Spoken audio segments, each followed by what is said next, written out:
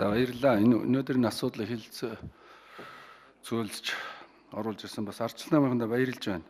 5 хоногийн засварлага авчаа тэгээд нөхцөл байдлыг ингэж л бид биентэйгээ ойлголцох ёстой л дөө. Улс орны өмнө үүсэж байгаа нөхцөл байдлыг үнэхээр одоо гарцаа авахгүй цаг нь тулцсан одоо ийм асуудлыг хилцэх шаардлага гарсан юм аа.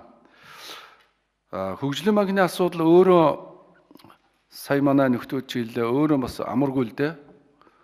Энийг детальчлаа ярих юм бол их олон юм байгаа. 7.8% нь төлөгдсөн. Өчтөр бол би дахин хэлээд хүмүүс намайг нэг чанаргүй зээлийг яриад ингэж ойлгож байгаа шүү. Би чанаргүй зээлийг нийтдээ нэг 14 орчим хувийн чанаргүй зээл 69.6% нь хугацаа хэтэрсэн зээл байгаа байхгүй юу? Альва төслийг хэрэгжүүлэхийн тулд төслөө боловсруулад, зээлээ аваад цаг хугацаанд нь төлж явах ёстой. Тийм учраас бол энэ хугацаа хэтрүүлэхдээ нэг удаа хугацаа хэтрүүлээд байгаа юм шиг зарим нь 4 удаа, 3 удаа ингэж хойшлуулад байгаа байхгүй юу? Энд чинь өөр нь бас сэтгэл зовоогоод байгаа. Төслүүдүүд авсан хөрөнгө мөнгөө хүн чинь тооцож байгаад яг ийм хугацаанд би төлнө гэж яхад энийг хойшлуулад мөнгө нь орж ирэхгүй одоо ингээд нэг 7.8% төлөгдөд байна шүү дээ. 90% нь төлөгдөж чадахгүй яваад байгаа учраас энийг бол бид эргэж анхаарах ёстой. Ингээд бас урд өмнө хийсэн зээлүүдийн төлбөрийн тренинг хараад явхад бол хууль зөрчсөн гэхээсээ илүү хуулийг зас сайжруулах гарцаа авахгүй шаардлага гарчаад байгаа маа. Хуулийг яг одоо эдийн засгийн хариуцлагын дээр тооцмооц юм манайх их яриад байгаа. Тэгэхээр энэ өмнө гарсан хуулиудыг ингээд уншаад үзэхээр бол засгийн газраас их хурлаас жагсаалт гарна.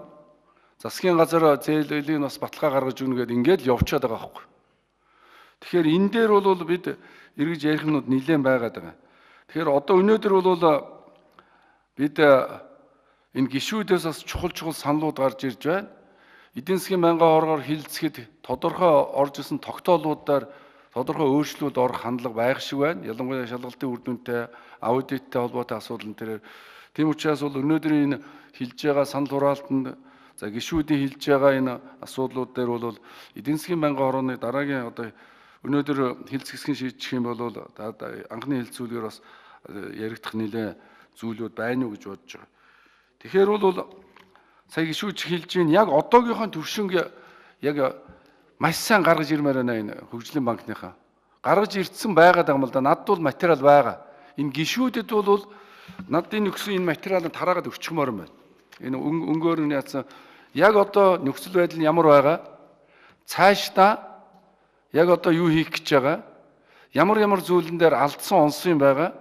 Энэ болгоныгоо ингээ гаргаад ирчих юм бол энэ гишүүд хардал сэрэл төрөөд их юм байхгүй байна. Энэ үнэхээр одоо энэ дээр бол бид эргэж харж цаашаа сайжруулах юмуд байгаа. Хийсэн бүтээсэн юмуд байгаа ерөөсөө үгүйсгэж байгаа хүн байхгүй. Тийм учраас хийсэн зүйлүүдээ гаргаж ирээд хийгээгүй байгаа. Зарим газар ч одоо хэдэн километр зам гинөө алга болцсон юм уу, ууссан юм уу мэдэхгүй байгаад байна шүү дээ.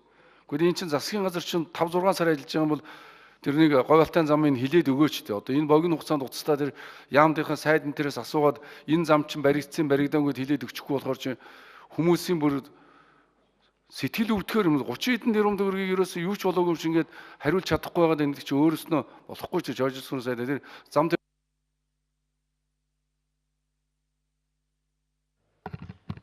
За тэр үстэг 1 минут өгч. Энэ говьалтай зам энтрийг хурдхан шиг энэ дээр хилээд өгчихөл дээ. Хэд хэдэн зүйлүүд хилээд өгчмөр. Тэгэхээр би энэ хөгжлийн банкны нөхдүүдийн энэ ялангуяа энэ богино хугацаанд хөгжлийн банкны хуулинд нь өөрчлөлт оруулад хуулиар нь шахаж энэ янз янзын төсөл хөтөлбөрийг олон улсын жижиг хэмжээнд нь боловсруулж орж ирдэг. Тэгээ боловсруулаад ороод ирсэн тохиолдол байна шүү дээ. Тэр чинь яг цаг хугацаанд төлөөд явчихно. Одоо бол цаг хугацаанд төлж чадахгүй тэгээд хойшлуулад байдаг. Өнөөдөр 7.8%-га эргэн төлөгдсөн гэдэг ийм их эмгэнэлтэй зүйлийг ярьж байна шүү дээ. Ийм учраас бол энэ одоо хөгжлийн банкны энэ орж ирж байгаа энэ асуудлыг өнөөдөр хэлцэж байгаа би дахиж талархаж байна. Энийг тэгээ яаралтай энэ дараагийн 7 хоног шийдчих бол одоо зүгээр байна. Би санал хэллээ. Асуулт авахгүй. За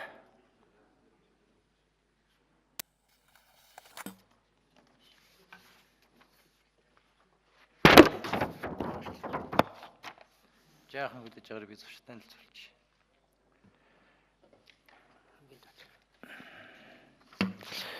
За учрал гишүүний урилгаар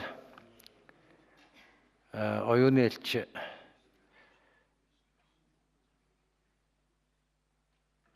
оны аймаг нийслэлийн тэргүүний багш нарын төлөөлөл их хурлаа танилцж байна. Та бүхэнд ажлын амжилт эрүүлэн сайн сайхан мөнгө өгсөн өрөөё.